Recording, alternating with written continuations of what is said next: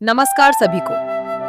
आज मैं आई हूँ पवित्र स्थल नागपुर में। ये वही जगह है जहाँ पर लाखों अनुयायियों के साथ बौद्ध धर्म की दीक्षा ली थी।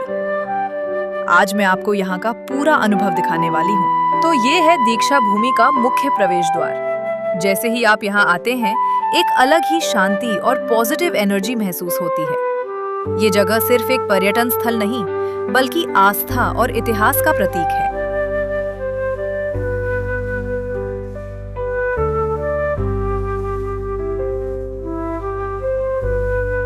अब मैं स्तूप की ओर बढ़ रही हूँ। आप देख सकते हैं, ये विशाल स्तूप गोलाकार में बना हुआ है और बहुत ही भव्य दिखता है। हर साल धम्मचक्र प्रवर्तन दिवस पर यहाँ लाखों लोग आते हैं। ये जगह शांति, समानता और प्रेरणा का प्रतीक है। वीडियो को अंत तक जरूर देखें।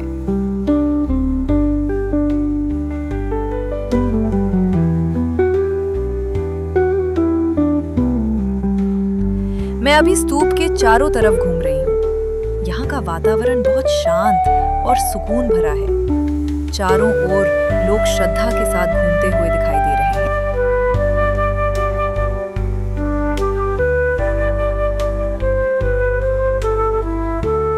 स्तूप के बाहर परिसर में महामानव डॉक्टर बाबा साहेब अम्बेडकर और तथागत भगवान गौतम बुद्ध, इनकी मूर्ति है। चलिए डॉक्टर बाबा साहेब अम्बेडकर जी के मूर्ति को अभिवादन करते हैं। उनके विचार और संघर्ष आज भी हमें प्रेरणा देते हैं।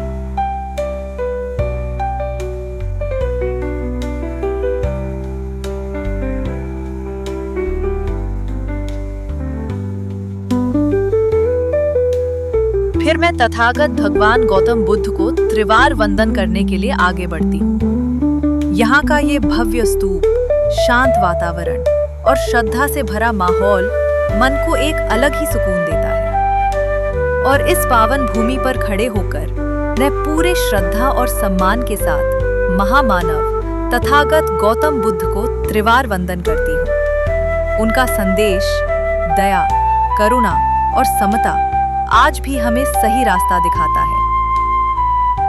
20वीं सदी में भारत में जाति व्यवस्था और सामाजिक असमानता बहुत गहरी थी। डॉक्टर बाबा साहेब अम्बेडकर जी ने इन अन्यायों के खिलाफ संघर्ष किया और समानता की खोज में एक नए मार्ग की तलाश की। 14 अक्टूबर 1956 को नागपुर में एक ऐतिहासिक घटना घटी, जिसे धम्मचक्र परिवर्तन दिन कहा जाता है। इस दिन डॉक्टर बाबा साहेब अम्बेडकर जी ने बौद्ध धर्म अपनाया। उनके साथ लगभग 5 लाख से अधिक अनुयायियों ने भी बौद्ध धर्म ग्रहण किया। उन्होंने 22 प्रतिज्ञाएं दिलाकर एक नई सामाजिक दिशा दी।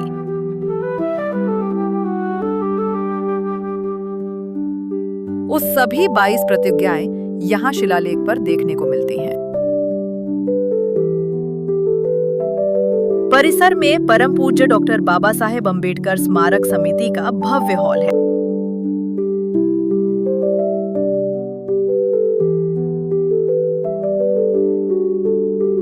समिति ऑफिस के बगल में एक बुद्ध विहार है, जहां पर भिक्खु निवास की भी व्यवस्था है। यहाँ पवित्र परिसर में एक बोधि वृक्ष है। ये केवल एक पेड़ नहीं, बल्कि शांति, ज्ञान और जागृति का प्रतीक है। इसी वृक्ष की छाया हमें उस महान क्षण की याद दिलाती है जब भगवान गौतम बुद्ध को बोधि प्राप्त हुई थी। इस वृक्ष के नीचे खड़े होकर मन अपने आप शांत हो जाता है, जैसे सारी चिंताएं कहीं दूर चली जाती हैं। ये स्थान हमें सिखाता है कि सच्ची शांति और ज्ञान हमारे अंदर ही छिपा होता है।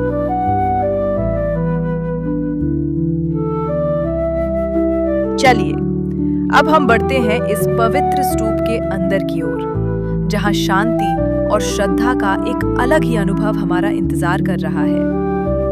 जैसे ही हम अंदर प्रवेश करेंगे, हमें गौतम बुद्ध और डॉक्टर बी.आर. अम्बेडकर की प्रेरणादायक उपस्थिति का एहसास होगा। तो आइए इस पवित्र यात्रा को आगे बढ़ाते हैं। जैसे ही हम इस पवित्र स्तूप के अंदर प्रवेश करते हैं, एक गहरी शांति हमें अपने भीतर महसूस होने लगती है। चारों तरफ का वातावरण इतना शांत और पवित्र है, जैसे समय कुछ पल के लिए थम गया हो। अंदर गौतम बुद्ध, जिनकी शांत मुद्रा और करुणामयी दृष्टि हमें भीतर तक सुकून देती है। उनके पास ही है डॉक्टर बाबा साहेब अम्बेडकर जी की मूर्ति है, जिसने इस पवित्र स्थल को मानवता, समानता और न्याय का संदेश देने वाला केंद्र बनाया। ये स्थान केवल एक स्मारक नहीं, बल्कि एक ऐसी ऊर्जा का केंद्र है जहां आकर हर व्यक्ति अपने मन की शांति और आत्मचिंतन का अनुभव कर सकता है। यहाँ बैठकर कुछ पल आंखें बंद करें और महसूस करें उस शांति को जो हमें जीवन में आगे बढ़ने की नई प्रेरणा देती है। दीक्षा भूमि का यह स्तूप हमें हमेशा सिखाता है, ज्ञान, करुणा और समानता ही सच्चे जीवन का मार्ग है। स्तूप के अंदर हमें डॉक्टर बी.आर. अम्बेडकर जी के जीवन से जुड़े कुछ दुर्लभ और प्रेरणादायक फोटो देखने को मिलते हैं। ये तस्वीरें उनके संघर्ष, मेहनत और समाज के लिए किए गए महान कार्यों की कहानी खुद ब खुद बयां करती हैं। हर एक फोटो हमें यह सिखाती है कि कठिन परिस्थितियों के बावजूद अगर इरादे मजबूत हों तो बदलाव जरूर लाया जा सकता है। इन तस्वीरों को देखते हुए ऐसा महसूस होता है जैसे हम उनके जीवन के हर महत्वपूर्ण पल के साक्षी बन रहे हों और उनसे प्रेरणा लेकर अपने जीवन में भी कुछ अच्छा करने का संकल्प लेते हैं। दीक्षा भूमि की ये पवित्र यात्रा यही समाप्त होती है, लेकिन यहाँ से मिली शांति और प्रेरणा हमेशा हमारे साथ रहेगी। अगर आपको ये वीडियो पसंद आया हो तो लाइक, शेयर और चैनल को जरूर सब्सक्राइब करें। जय भीम, नमो बुद्धाय।